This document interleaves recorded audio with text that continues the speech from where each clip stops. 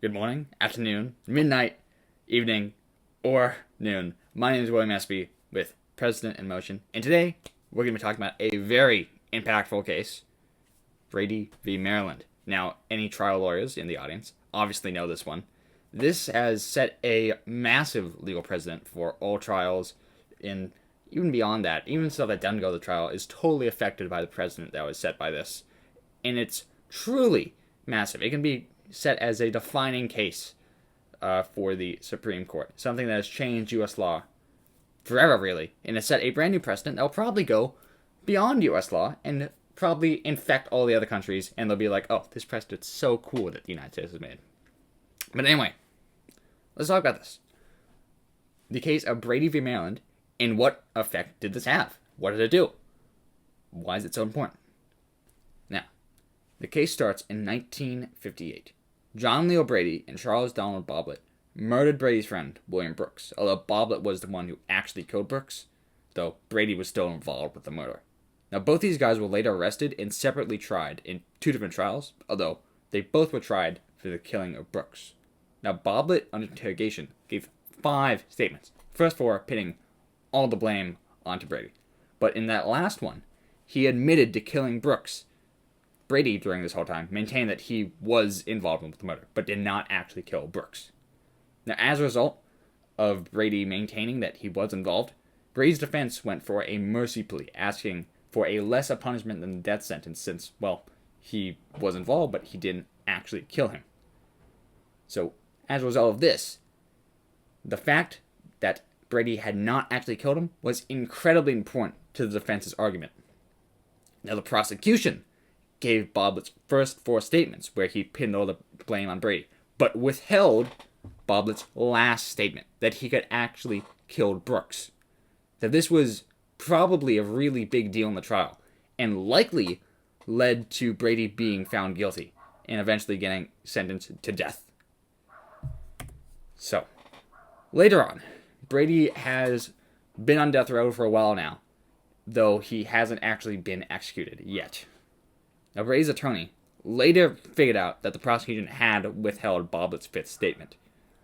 Brady then appealed to the Maryland Court of Appeals, who said that, well, it was unconstitutional to withhold the evidence, but a new trial could only be held to get a lessened sentence than the death sentence.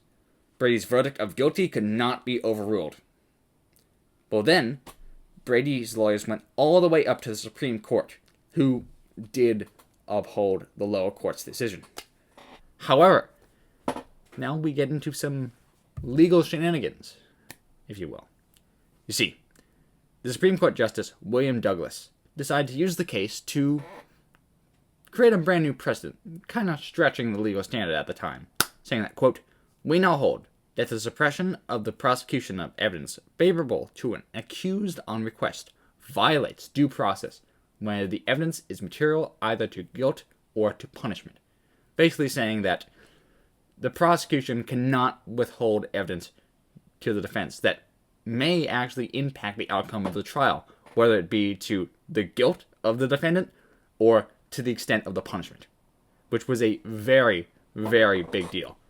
Now, this had a large effect on legal standard, like I had before. This set a brand new precedent that the prosecution must disclose evidence and information to the defense, which, even going back hundreds of years, isn't really present too much in Western legal ideals.